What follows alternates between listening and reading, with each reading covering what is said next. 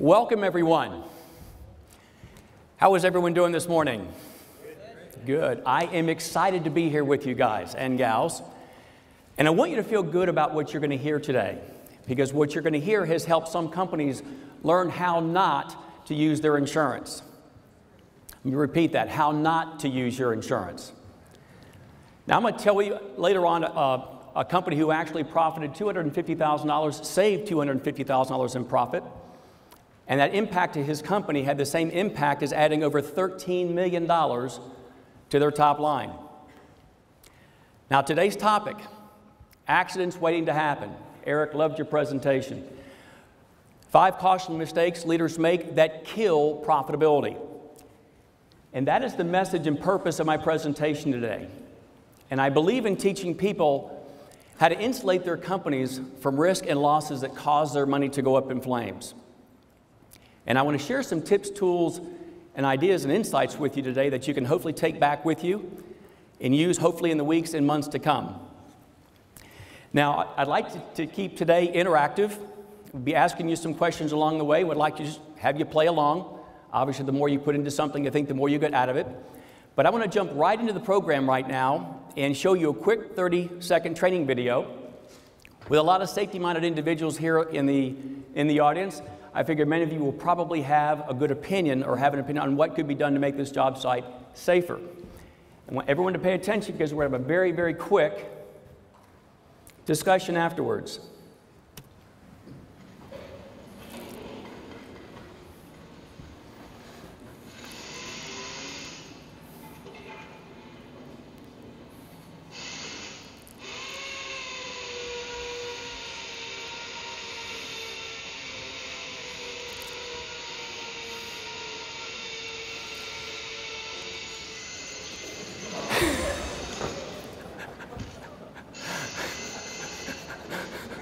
Oops.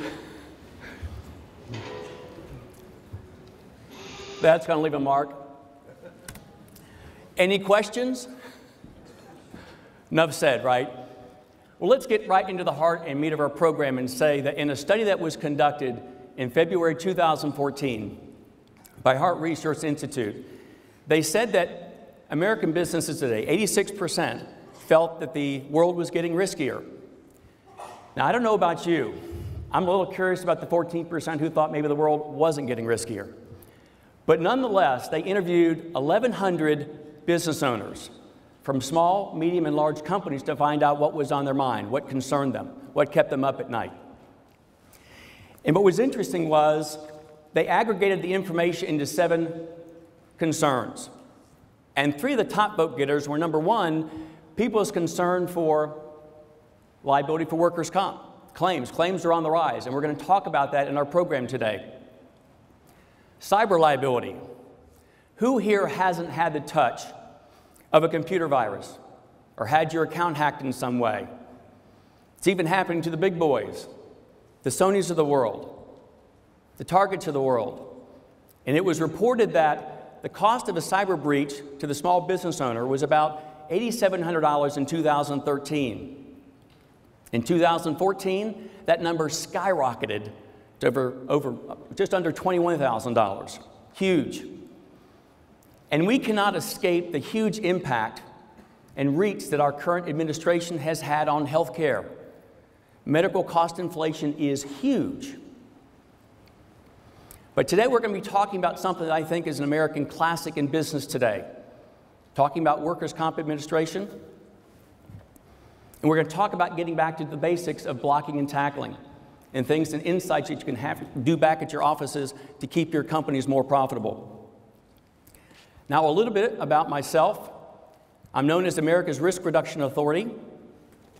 As a professional, I have been in the industry for over 30 years as a claims adjuster, in loss control, and as a broker. And all of that has given me an excellent technical foundation for the consulting work that I do today. I'm the creator of the Diamond Risk Reduction System, which predictably has been able to reduce the number of claims that companies have in excess of 50%, generally in less than 12 months. And I'm proud to say the system has actually gone viral across the country and even been cited in the media. About 5 years ago, I was teaching a program called Keys for Profitability in the New Economy. And in that, I was teaching people risk reduction strategies. And because of the success that people were having with those strategies, I had a number of people over time tell me, you know, Rick, you ought to write a book on this stuff. So I did. In 2013, ended up with Accidents Waiting to Happen, a book on best practices in workers' comp administration and protecting corporate profitability. And I'm proud to say it actually became a bestseller in the first 2 weeks of distribution. Became a #1 bestseller in March of last year. Now, I say that not to impress you, but to impress upon you that I have an absolute passion in how I see my work. A philosophy that comes from not only my work, but comes from the greatest role model in my life. It was my dad. He's a very genuine, very sincere man. He was a family practice doctor. And people absolutely loved him because he cared about his people, he was focused on results, and was all about doing the right thing.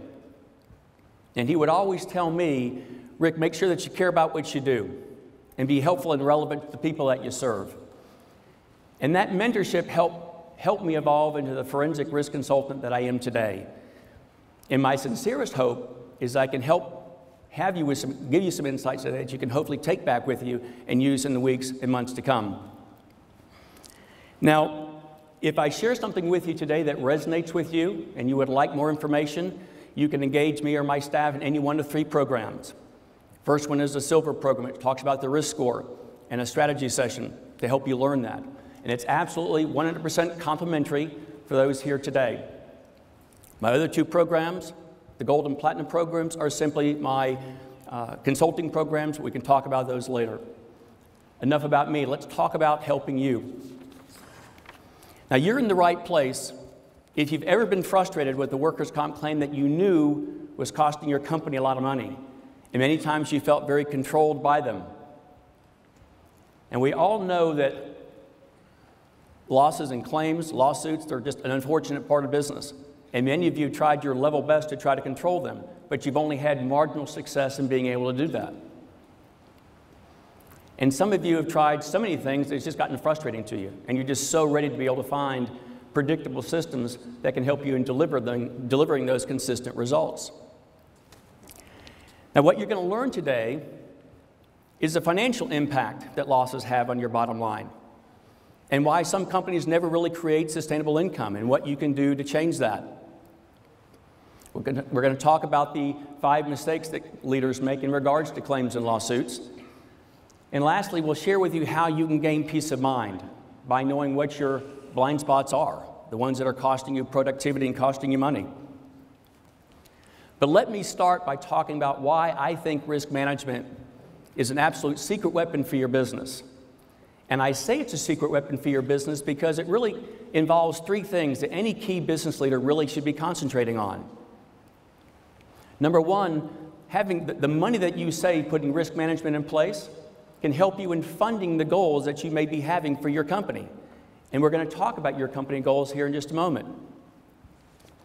And in the CEO forums I'm involved with, I hear a consistent theme from business leaders saying that they want to have and create sustainable income. Sustainable income, sustainable growth. They want sustainability. No one wants to be a flash in the pan. No one wants to take 1 step forward and 2 steps back. And who doesn't want to be competitive in your marketplace? And many times, some of the risk management strategies that you can do don't even need to cost you very much money at all in the process. Now, in my walk, let's talk about why some companies never create sustainable growth. In my talking with businesses, I find that many leaders never really fully embrace and understand the financial impact that losses have on your bottom line and your top line as well. And when many talk to leaders day to day, we would ask them, listen, what's holding you back? When they'd ask me to take care of them, I'd make it a habit of asking them, what kept you from doing things? Is there something I could have told you that would have motivated you to do something sooner? And again, there was pretty much a consistent theme of people saying, I had a guy named John say, you know, Rick, if I really truly understood the impact that claims had on my company, I would have done something sooner. And then there's systems. I find many people really don't have systems in place, and it holds them back. How many of us here have heard of something that we should be doing within our company, maybe over 2 or 3 years, and we just never get it done? Has it happened to y'all? It's happened to me. Heaven knows it's happened to me. How many of us here have waited to put an alarm system in our home until after we've been robbed? Or how many of us have put in a safety program after OSHA's been breathing down our neck and passing out fines? Well, it doesn't need to be that way. And I find that success and failure leaves clues.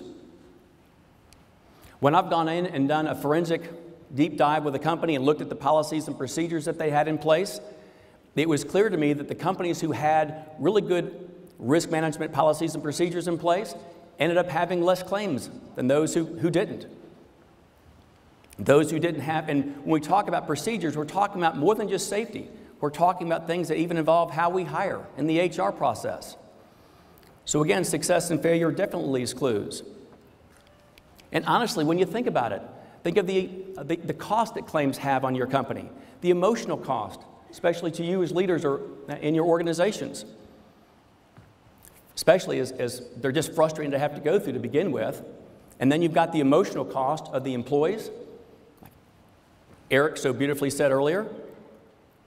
What about the people who are left holding and picking up the slack for those who were injured? Again, it's expensive. And what needs to be said on productivity losses? Bottom line, if your people are not working, you're losing money. Who here, honestly, who has here had a workers' comp claim that just really frustrated you? Let me see a show of hands. Really frustrated you? Yeah, it happens an awful lot. Ever felt controlled by the system? There are ways that you can control that. And mismanaged claims. I had a guy say, don't get me started. Insurance companies are many times just like you are, with respect to the fact that after the recession, many of them are still having to do more with less people. And I will still see adjusters out there who are handling more caseloads than they can handle. And things fall through the cracks. It ends up costing your company's money. And the question is would you even know that when it actually happens? Most don't. And do you think the insurance companies have a vested interest in helping you with that? I think you can pretty much answer that question on your own. So let me tell you the story about Dave and Sandy.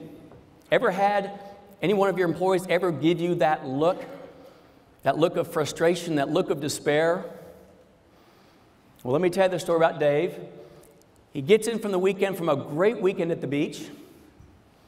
Gets in about 9 o'clock. He starts to walk back to his back corner office, and he has to go by Sandy's desk. And Sandy's got that look of frustration, that look of, oh. Dave sees that as he's walking by. He goes by her desk and says, what's up? Well, Sandy proceeds to say, Dave, I've got some bad news, and I've got some worse news. What would you like first? Well, you got to know Dave. He's a bottom line kind of guy. Kind of rolls his eyes and said, just tell me. Well, Sandy proceeds to say, remember the guys that we hired a couple weeks ago, a guy named Ed? We knew he had a claim mid-last week. Well, I just found out today he's suing us. He's now got an attorney. Well, as soon as Sandy said that, David's stomach went into a knot. He's saying this, because this isn't the first time this has happened to Dave. And he's thinking to himself, here we go again. Someone else trying to take advantage of us, take advantage of the system. It's frustrating. Let me give you a little bit more chemistry about this situation he was in. David just hired 20 new people to get a job started he won a couple months ago. And in the first 2 weeks of hire, one of those employees goes out and has a serious workers' comp claim. But what they learned after the fact was that one of those employees, Ed, went out and has had a series of claims and getting an attorney. Now, that claim ran about $67,000.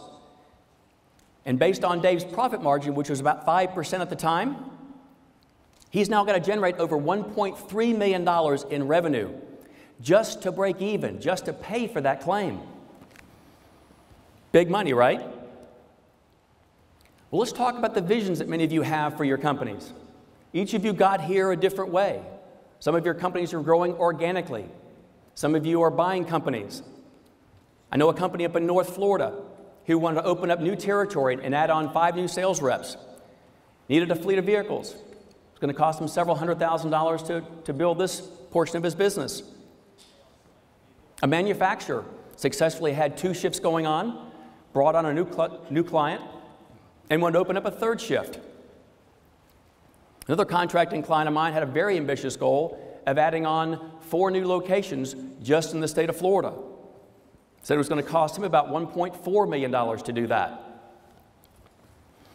So let me have you crystallize this in your mind. We all know that goals cost money.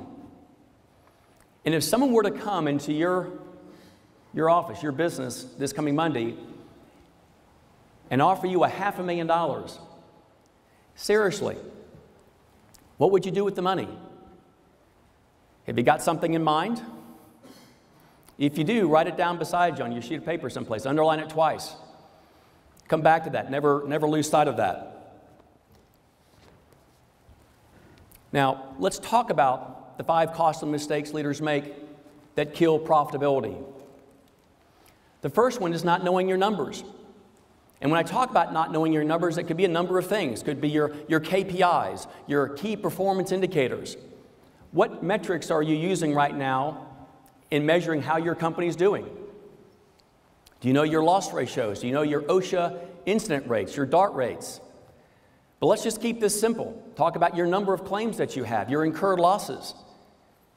And as a refresher for many of you, on the loss runs that you get from a carrier, your incurred losses are what you've actually been paid from the carrier plus what they think they're going to pay, called a reserve. Well, that combined total is what they call an incurred loss. But knowing your numbers is not just it. Many of you probably have heard, I'm sure you've heard of the great management mind, Tom Peters. Tom apparently had coined the phrase, what gets measured gets done. And I'm going to take that a step further and say that you can't manage what you can't control. And you can't control what you don't measure. So it's not enough just to know your number of claims, you ought to know the analytics behind those claims. What day of week or time of day did your losses occur? Wouldn't it be interesting to know if your claims were happening on a Friday afternoon or a Monday morning? Or what about the types of claims that you're having or the body parts that are being injured? The bottom line is if you're going to invest money into a safety program, why not invest them in areas where you're having issues? And many times, just the loss reports that you get from your carriers don't really show that. That's where systems comes in. And when I talk with probably, I would say even 9 out of 10 business leaders within a company and ask them what their numbers are, I find many don't know what their numbers are. And if you're not sure, I'd make the suggestion to you when you go back is to order your loss runs and find out really what your numbers are. So let's talk about the second costly mistake leaders make, and that's not knowing their real cost of claims. And when we talk about the real cost of claims, we're talking about not only what's been paid on those claims, but we're talking about the indirect cost of those claims as well. And that picture of an iceberg has been around forever, but it's a great picture really what we're talking about here. Because many times when you think of the cost of a claim, what's been paid is really just that tip of the iceberg. The bigger cost is, again, what's below the waterline.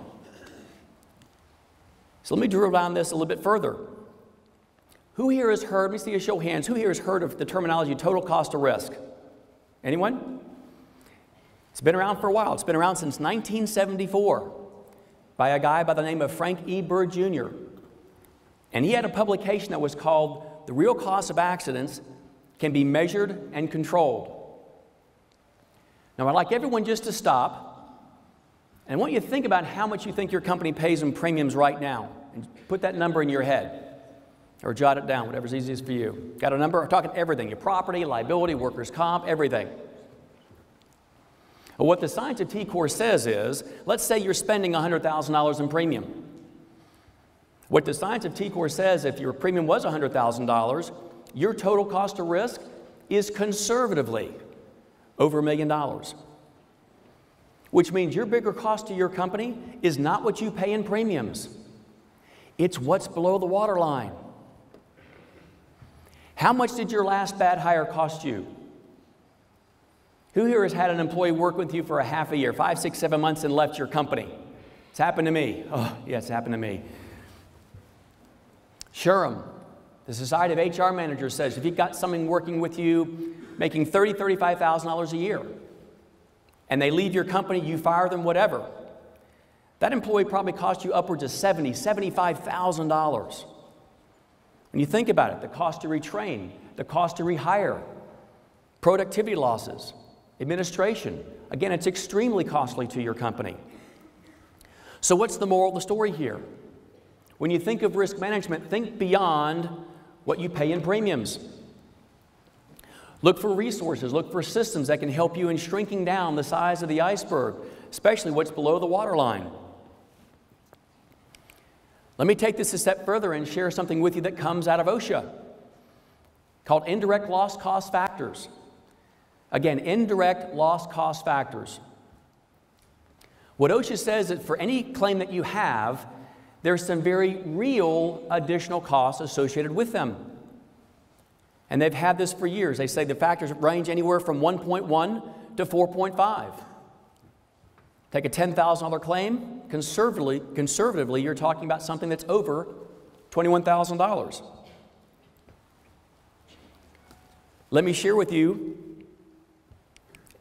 Well, first off, let me have you bear with me on this slide. I know some people hate math, but I just want to take 30 seconds and go over this with you that kind of goes over that story of Dave that I talked to you earlier about.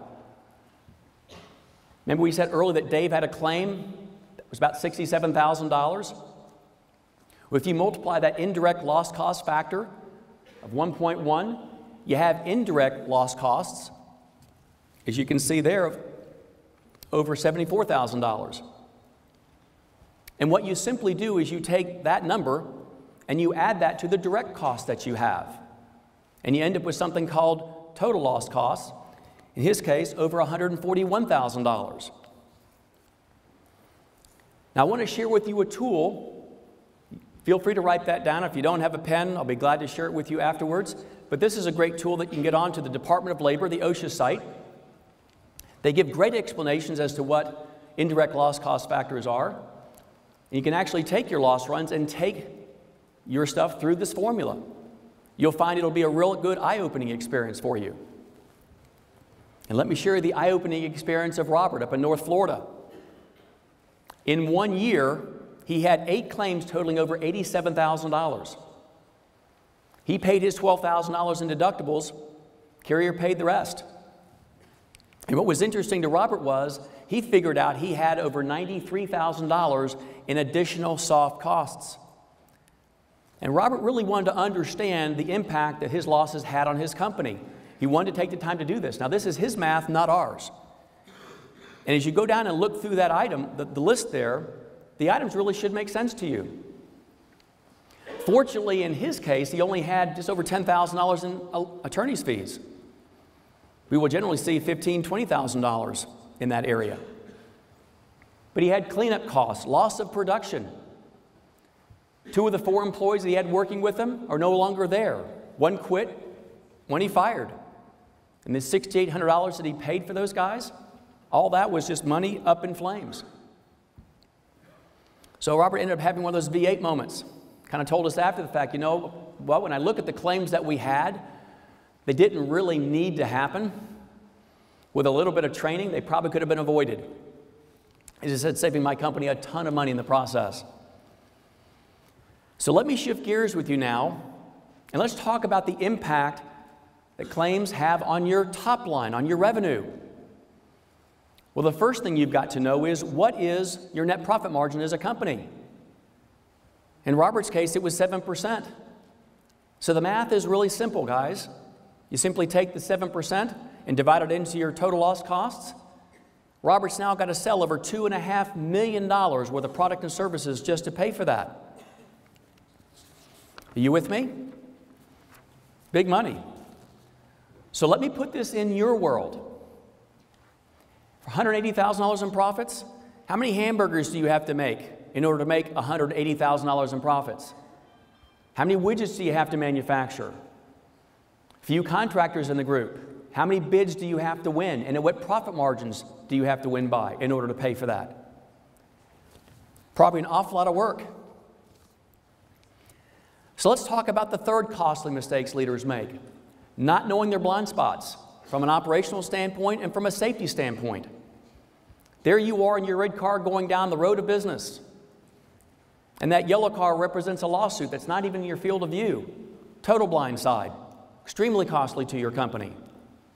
That blue car represents a workers' comp claim that you knew was there, but starts to grow legs on it. We say grow hair on it. It just starts to get out of control. Again, very frustrating. Now, if I can get you to remember just two things from today, I'd like you to remember this. If you reduce your business risk as a company, you can and will increase your profitability as a company.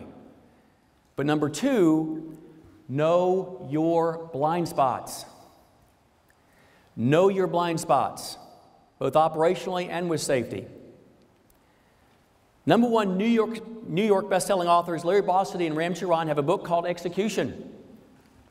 And in their book, they make the comment that too many business leaders today feel that their companies are well run. How many here have heard this saying, sometimes we don't know what we don't know? That has been me on multiple occasions. And to me, blind spots cause claims. And from my perspective, claims are like getting mugged in an alley. And I believe in teaching people how not to get mugged. I believe in teaching people how not to use their insurance. And we'll talk about some stats here with you right now. I'm concerned for some of you here in the audience who are probably having some claims and having some frustrations with them. But I'm also concerned for some of you in the audience who may not be having claims, because you might think that you might be walking on water and might be immune from having claims. And we all know that's not the case. Now, there was a great article written back in 2010, and as it came out, I was wondering, is this going to come true? And it did. It was written by Zurich Insurance Company. Those people have more stats, I think, than the government. But they made the comment that after every recession, two things have happened every time, just like clockwork. Number one, people start to rehire again because there's more work flowing. And thank goodness we're starting to see that, right? But number two, there's always been a spike in workers' compensation claims. And that, my friends, just got validated for me in March of last year. I had an attorney friend share with me a report from the JCC, the Justice's Circuit Court, saying that there had been a 10-year downward trend in claims. Well, that trend is now stopped. It is now going the other way. And the article goes on to say, my question to you is, how well prepared are you as we've gotten through the other side? Do you have good policies and procedures in place, from what you do on the HR side to what you're doing before and after a claim? And the article goes on further to say, now is the time. Don't wait until your company gets into a feverish pitch of new business before you decide to bolster your fortress. Now is the time. Let me share with you a story about Robert, a successful manufacturer in Polk County. Been in business for 20 years, hadn't had a claim in 10 years. And then boom, gets a surprise in December with a claim that was really unexpected, and quite frankly, it was avoidable. So let's talk about some blind spots. We'll also talk about some anti-fraud tools. Let me see a show of hands here. Who here is using medical health questionnaires and conditional offers of employment letters in your hiring process? You see a show of hands. It is important, my friends, and here's why. Let me share with you the story about Andrew. 32-year-old man, needed back surgery 3 months before he was hired. And it seemed like Tom's hiring litmus test was, if you can fog a mirror, come on through. At least it seemed that way, but wasn't really. But what do you think happened in the first 3 weeks of Andrew's hire? Yeah, re-injured himself, hurt his back. Claim's going to run about $76,000. And based on his profit margin, he's got over $2 million now that he's got to sell to pay for that. So let me ask you this question. Ever hired someone today and put them on the job the next day? Don't have to admit to that. The moral of the story here is we never want to hire someone today and put them on the job tomorrow. That conditional offer of employment letter that I just talked about, that is your trigger point document that gives you the legal right to be able to ask and give people that medical health questionnaire. And if they are less than honest in completing that medical health questionnaire, you've just given yourself a get out of jail free card. How is that? Because of a court case called Martin Company versus Carpenter. This goes back to 1961, made statute in 94. It says if someone is less than honest in completing the medical health questionnaires, the carrier has the ability to deny that workers' comp claim. If that's legitimately the situation, you have saved yourself a ton of money in the process. A lot of money in the process. And one other comment about the medical health questionnaires. You want to make sure that you keep them in a separate locked cabinet away from all your other HR paperwork, just to make sure that you're in compliance with HIPAA, okay? So let's talk about some other blind spots, called anti-fraud tools. Many of you are familiar with pre-employment background checks. I'm sure some of you are doing them. That's a good thing. Let's say in David's case, some of you are probably aware that we're blessed in the state of Florida. You can actually go online and see if the person that you're hiring is that proverbial worm in the apple. Would have been a great thing for Dave to have done. If he had gone online, he would have seen that Ed had a history of claims. Motor vehicle reports. I trust that many of you are probably doing them. I hope that you are. Let me explain why you'd want to do that. Through a legal terminology called negligent entrustment. If you're not doing that, the legal community will have an absolute tap dance on your head if you're not testing out people. If you're entrusting your employees to the public, that's the precedent that they use to win very good lawsuits. And then there's character assessments. Many of you are probably familiar with something called personality profiling. It's done. Now, it's a good thing to do. Has a 96% accuracy rating. A lot of people don't do it many times because of cost. But there's something that's been extremely successfully being used now in the last 5 years called integrity testing. It's being used because it's pretty scary accurate. It helps figure out and ferret out those people who suffer from a condition called cognitive dissonance. What in the world is that? That's when someone's behavior is not in alignment with their value structure, whatever's in their head, what's going on in there. And it has a way of finding out if those people have a propensity for theft, for drug use, for violence. I understand one of our speakers today is going to be talking about violence. It can even test for those people who are trying to beat the test itself and find out those people who what I would call are sleepers in your company. These are the people who have been with you a couple of years, but when they have their first claim, they're going to absolutely want the red carpet mapped out for you, increasing your cost of claims. Again, something you may want to keep in mind. Now let's talk about the fourth costly mistake leaders make, not having systems. And not really involving your team as well in this process. There was a Dr. George Weathersby. He's got more acronyms behind his name than I could read off to you in a minute. But he had coined the phrase that ordinary people can perform extraordinarily well if they have systems. But he went on to say that the extraordinary people really can't perform well consistently unless they've got systems. Just can't do it. We talk about involving your team. I like to use the analogy of football. I say that the left tackle needs to know what the right tackle is doing when the play starts. From a risk management standpoint, it really should go beyond the safety professionals here in the room. It really involves many people within your company. You should have your team assembled on the field and working through where everyone should go when the play starts, when the day of business starts. So who is on your team? Well, it's different for any company. Larger companies, you may have an entire C-suite of people. But you've got the risk managers, floor managers, your safety professionals, HR. Everyone should be involved in this process. Because again, it's just not about after a claim.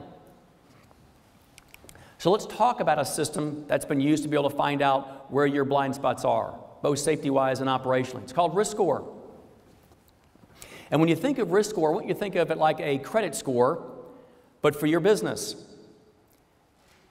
If you've got a good high credit score, what does it do to your mortgage rates? Lowers your mortgage rates, right? Same holds true in the insurance world. If you've got a good high risk score, end up with better programs. I'll talk about how this actually came about. In the insurance industry, there's a dynamic that exists that I bet exists in your world. In the insurance world, there are a lot of people in that industry who many times don't talk to each other. You've got claims people, you've got underwriters, you've got loss control people, and then you've got the medical community, the legal community. So in doing the research for my book, basically what we did was we took the lids off all those silos and dumped everyone into the same silo, got everyone talking to each other. And we started with what was probably over 250 questions, boiled them down to 200 questions, down to 150, and then ultimately boiled them down into 67. We had 31 different insurance companies involved in this process of what they thought were best practices. And again, in our experience, those who end up having good risk scores have done better in the process. I'm going to share with you some case studies here. But let me ask you this. Who here has raised 16-year-olds in your household or are fixing to raise 16-year-olds? God bless you. God love us, right? I've had 3 of my own. Well, remember when your son or daughter turns 16 or when your son or daughter does turn 16, if you've got proof that they had a B+ average and had gone through driver training, they get discounts or credits on their automobile insurance, right? Well, again, the same holds true in the insurance world. If you've got proof that you've got good policies and procedures in place, you're going to do yourself a favor. You may keep your coverage from being canceled, or you may get better pricing. And again, I'll just share with you 2 quick case studies. Who here has heard of the insurance company FCCI? Been around for a long time. I'm going to read you 2 sentences from a longer email I had gotten last year. It says, as you're aware, in reviewing the loss analytics for this insured, our underwriting team's initial position was to non-renew their workers' comp coverage. The loss ratio this past year for their workers' comp is 260%. However, we've seen marked improvement following their deployment of your risk score program. So consequently, we have reversed our position and based upon today's information, accept terms next week. Another company saved over $50,000 in this process. Who here has heard of Zenith Insurance Company? Been around a long time, great company. Again, I'll just read you 2 sentences from another email from last year. Based on the insured's prior claims experience, we feel the original quote of $354,000 would be warranted. Upon request for reconsideration and reviewing the proactive work your client has done, including facets of the risk score process, we revised the renewal quote down to $304,000. Again, having systems help those 2 companies out immensely. I find that many business leaders are pretty competitive sorts. They like to know how they compare with others, and that's kind of really what risk score does. It shows you where you are, kind of as a benchmark, where you are today. You can see how you're improving as time goes on. Now, there was a report out by Fortune magazine back in 2012. In interviewing the people in that list, they said that 100% of those companies had risk assessments done. And they all had systems for how they were training people, what they were doing in managing their claims, and even how they were dealing with the HR process and hiring. So let's talk about the 5th costly mistake. It's probably one of the simplest or maybe the hardest, not taking action. Again, how many of us here, it may be easier to stay in status quo than to getting something done. How many of us here, again, would wait till we have a fire before we put an alarm system in? Let's not have that happen. So in summary, as I said from before, if you reduce your business risk as a company, you can and will increase your profitability as a company. But know your blind spots, but more importantly, do something about them.